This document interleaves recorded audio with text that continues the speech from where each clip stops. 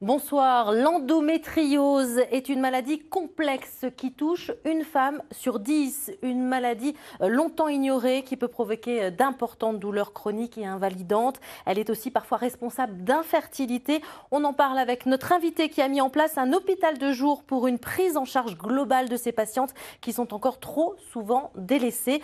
Mais avant cela, écoutons ce témoignage, celui d'une jeune femme de 26 ans dont on a diagnostiqué il y a quelques mois une endométriose dans l'un des centres spécialisés près de Grenoble. C'est des douleurs qui sont au quotidien et en fait on se rend compte qu'à l'usure c'est pas vivable en fait. Ça va, ça s'est bien passé jusqu'à présent ce matin? Le diagnostic est tombé il y a quelques mois. À 26 ans, Juliana mène un combat contre l'endométriose. Ce qui m'a beaucoup marqué, où je me suis dit ça c'est vraiment horrible, c'est que je voulais aller vomir de douleur. Et en fait j'avais tellement mal que je me mettais, j'avais mes bras par terre et je me laissais traîner l'arrière en fait parce que j'avais tellement mal. On est tellement à l'agonie que j'ai l'impression qu'il n'y a rien à part dormir. Je me suis dit dors parce qu'en fait tu peux rien faire, tu subis juste quoi.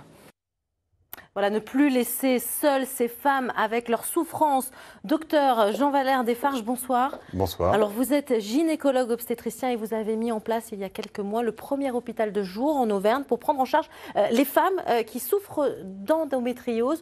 On a envie de dire enfin, car beaucoup de ces femmes sont encore en errance médicale. Comment ça se fait qu'on a mis autant de temps justement à peut-être prendre une prise en charge globale avec cet hôpital de jour ?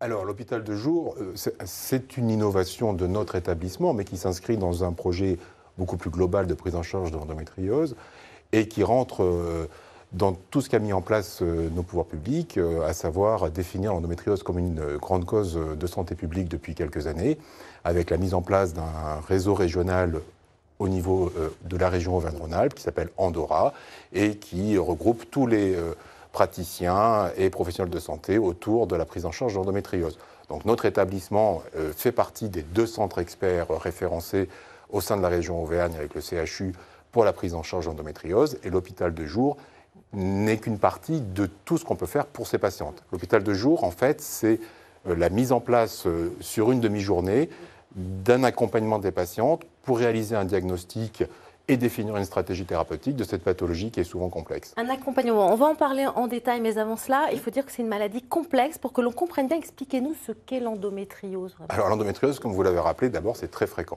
Ça touche une femme sur 10, donc en France, environ 2 à 2,5 millions de femmes en âge de procréer, parce que ça touche des femmes essentiellement jeunes, âgées entre 20 et 45 ans. Cette pathologie, en fait, est une pathologie bénigne, chronique, qui correspond au développement de la muqueuse endométriale. L'endomètre, c'est la muqueuse qui tapisse l'intérieur de l'utérus. Ce qu'on voit là sur votre schéma, qui est un petit peu marron à l'intérieur de l'utérus. Cette muqueuse est normalement présente dans l'utérus et correspond en fait au flux menstruel qui sort tous les mois lorsque les femmes ne sont pas enceintes. Le problème de cette muqueuse, c'est qu'elle va se développer à l'extérieur de l'utérus sur les tissus séreux qui entourent l'utérus et la cavité abdominale.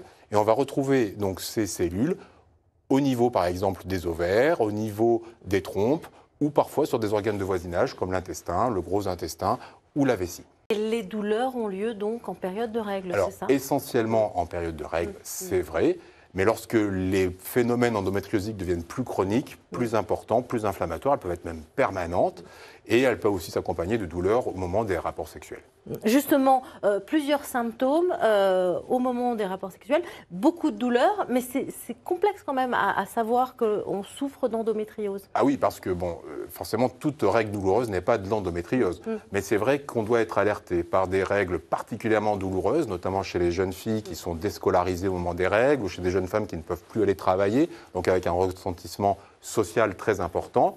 Lorsque les antalgiques classiques utilisés au moment des douleurs de règles ne sont pas suffisants, là, effectivement, le diagnostic d'endométriose peut commencer à être évoqué. C'est ça, ce ne sont pas des petites douleurs, hein. Non, alors, ouais. Il peut y avoir des endométrioses peu symptomatiques, mais ce n'est pas celles-là qui sont les plus problématiques, c'est vraiment les grosses endométrioses qui, effectivement, vont être amenées à avoir des répercussions psychosociales très importantes. On avance dans ce domaine, les innovations technologiques permettent de mieux détecter déjà ces lésions endométrioses, notamment avec l'IRM. Oui, on a fait beaucoup de progrès en termes d'accès à l'imagerie et même d'imagerie en elle-même. Maintenant, l'IRM est effectivement l'examen le plus communément admis comme étant l'examen de référence dans le diagnostic de l'endométriose. L'IRM apporte un diagnostic très précis et surtout on a un accès maintenant beaucoup plus facile à ce type d'examen qui était à l'époque, enfin il y a encore quelques années, très restreint. Là maintenant, la démocratisation de ce type d'appareil fait qu'on peut facilement y accéder. Encore faut-il être orienté de façon convenable. Justement, cet hôpital de jour, simplement, rapidement, ça va consister en quoi ? La patiente arrive le matin, prise en charge par notre infirmière référente, qui va l'orienter tout au long de sa demi-journée dans un cheminement. Donc, initialement, la plupart du temps, on réalise des examens complémentaires, donc essentiellement l'IRM, mais aussi parfois des échographies complémentaires qui nous permettent de diagnostiquer ou de confirmer le diagnostic d'endométriose. Puis, elle va rencontrer des praticiens spécialisés dans la prise en charge de l'endométriose, des nutritionnistes, des psychologues, mais aussi bien sûr des médecins, gynécologues spécialisés dans la procréation médicalement assistée, parce qu'on n'a pas évoqué, mais un des problèmes de l'endométriose, et non le moindre, c'est l'infertilité. Et aussi un praticien spécialisé dans la prise en charge de la douleur liée à l'endométriose, voire de la chirurgie si elle est envisagée. Justement, on ne va plus directement vers la chirurgie aujourd'hui parce qu'elle est très complexe. On va voir quelques images d'ailleurs parce qu'on utilise des robots. C'est ça, il y a d'autres solutions aujourd'hui moins invasives. Alors, aujourd'hui comme hier, en fait, il faut savoir que la chirurgie dans le cadre de l'endométriose est un peu le dernier outil qu'on va avoir lorsqu'on n'arrive pas à traiter les patients. Le traitement d'endométriose est avant tout quand même, et heureusement, médical. On a à notre service beaucoup de médicaments, et notamment hormonaux, qui permettent, comme la pilule tout simplement, qui permettent de soulager les patientes dans la grande majorité des cas. Et c'est vraiment lorsqu'on a des endométrioses hyper résistantes aux différents traitements hormonaux, antalgiques, on va aller s'orienter vers l'endométriose ou parfois dans certains cas d'infertilité aussi pour améliorer la fertilité des patientes. Autre innovation chez vos collègues au CHU de Clermont-Ferrand, l'utilisation de la cryothérapie, c'est-à-dire du froid contre l'endométriose pariétale. Ça, c'est vraiment très, très spécifique. Mais juste pour terminer, aujourd'hui, si l'endométriose est bien prise en charge, ça veut dire qu'on peut vivre normalement et avoir des enfants ?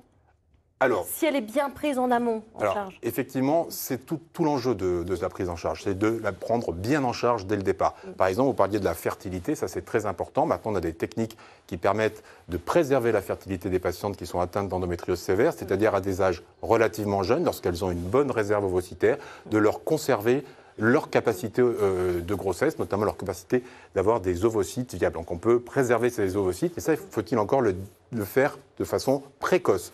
Et ça, c'est très important de ne pas errer dans les cheminements médicaux hasardeux. D'où l'hôpital de jour. D'où l'hôpital de jour. Oui. Justement, pour cette prise en charge avec des spécialistes, donc il y a une entrée particulière, on prend rendez-vous. Alors, avant de rentrer dans le parcours hôpital de jour, il faut déjà avoir une consultation auprès d'un gynécologue obstétricien au sein de notre établissement et prendre rendez-vous. Et lui va vous orienter et va vous guider vers cette prise en charge. Merci beaucoup, docteur Desfarges. Merci. Et le numéro de l'hôpital de jour pour un diagnostic et une prise en charge de l'endométriose à la Châtaigneraie, 04 73 40 81 41. Vous pouvez poursuivre ces échanges également sur nos réseaux sociaux et notre adresse mail. Et puis n'oubliez pas, tous les matins du lundi au jeudi à 6h50 sur France Bleu Pays d'Auvergne, vous retrouvez l'info en plus. En attendant, restez avec nous, l'information continue dans ici 19-20 avec ce qu'il faut retenir de l'actualité.